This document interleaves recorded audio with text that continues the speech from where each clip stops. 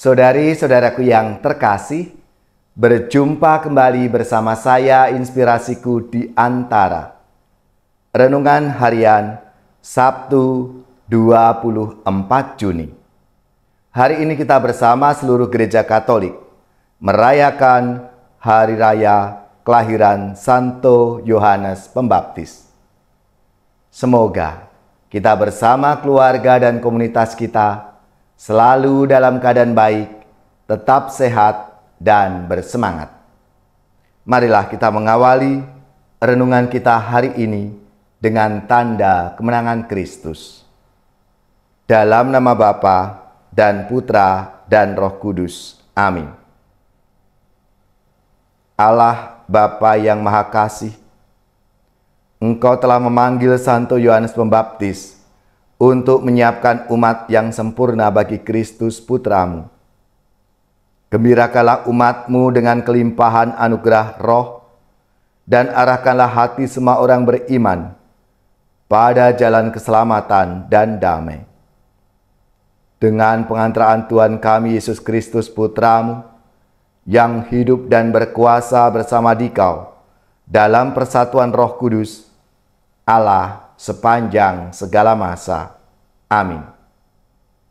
Dalam nama Bapa dan Putra dan Roh Kudus. Amin. Inspirasi kita hari ini dari Injil Suci menurut Lukas, bab 1 ayat 57 sampai 66, dilanjutkan ayat 80. Marilah kita baca bersama-sama dan kita renungkan. Pada waktu itu, genaplah bulannya bagi Elisabet untuk bersalin, dan ia melahirkan seorang anak laki-laki. Ketika para tetangga serta sanak saudaranya mendengar bahwa Tuhan telah menunjukkan rahmat-Nya yang begitu besar kepada Elisabet, bersukacitalah mereka bersama-sama dengan dia. Maka datanglah mereka pada hari yang ke-8 untuk menyunatkan anak itu. Dan mereka hendak menamai dia Zakaria menurut nama bapaknya. Tetapi Elisabet, ibunya, berkata, "Jangan, ia harus dinamai Yohanes." Kata mereka kepadanya, "Tidak ada di antara sanak saudaramu yang bernama demikian." Lalu mereka memberi isyarat kepada Zakaria untuk bertanya nama apa yang hendak ia berikan kepada anaknya itu. Zakaria meminta batu tulis. Ia menuliskan kata-kata ini. Namanya adalah Yohanes. Dan mereka pun heran semuanya.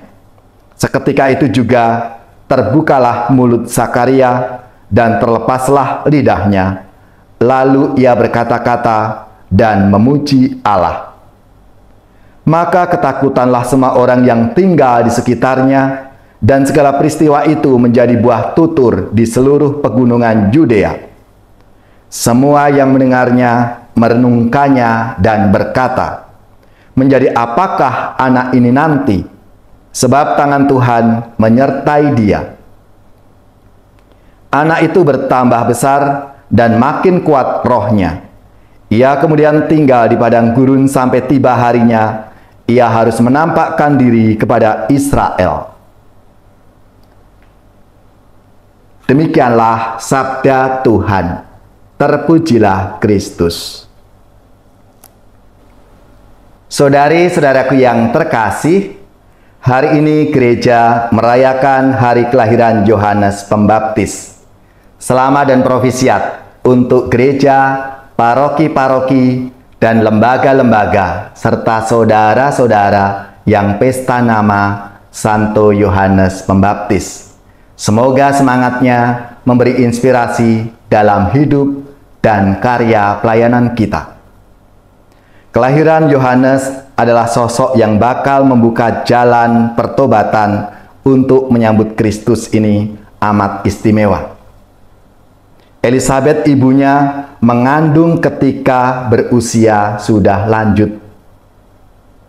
Selain itu, ketika Maria mengunjungi rumahnya, Yohanes yang masih dalam kandungan itu melonjak kegirangan.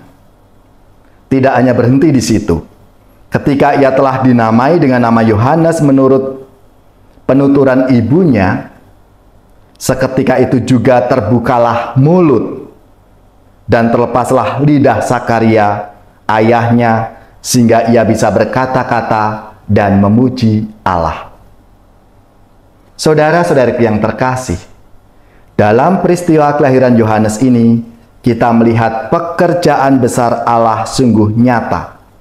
Allah menunjukkan kepada dunia pekerjaan-pekerjaan yang ajaib, yang melampaui nalar kita umat manusia. Allah memakai Yohanes untuk menyiapkan jalan keselamatan yang selalu Allah tawarkan. Dari pihak Yohanes kita belajar bersukacita menyambut Tuhan yang datang dan hadir menyertai kita. Ketika dalam kandungan ibunya ia melonjak kegirangan, tentu bukan karena sosok Maria saja, melainkan sosok dalam kandungannya, yaitu Yesus Kristus. Saudara-saudariku yang terkasih, Yohanes sebagai nabi diberi tugas mulia, yaitu mempersiapkan dunia akan kedatangan Mesias. Ia berseru-seru agar umat manusia bertobat sebagai persiapan batin menyambut Sang Kristus. Dan Yohanes sangat komitmen dalam tugas perutusannya itu. Hati dan pikiran Yohanes tertuju pada Mesias. Dia tidak mau mengambil kesempatan untuk kepentingan dirinya sendiri, tetapi melulu tertuju kepada Kristus. Dan ia mengatakan, ia harus semakin besar, tetapi aku harus semakin kecil. Saudara-saudariku yang terkasih, Yohanes Pembaptis adalah orang yang tahu dirinya, dan ini tentu sangat mengesankan. Sikap seperti ini tentu sangat diharapkan pada umat beriman dan kita semua para pengikut Kristus. Ini menjadi kesaksian yang sangat mengena dan mengesankan di hati banyak orang. Maka marilah kita mohon rahmat-Nya supaya kita juga diberi semangat seperti Yohanes Pembaptis dalam hidup kita masing-masing. Ya Tuhan, tumbuhkanlah iman, harapan dan kasih kami kepadamu, sehingga kami selalu bersukacita dalam iman akan Engkau, Allah yang hidup dan setia.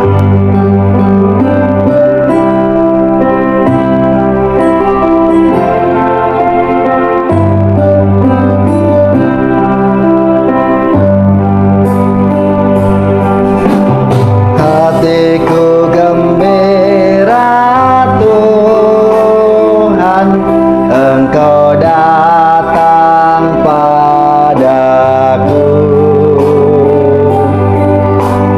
Hatiku gembira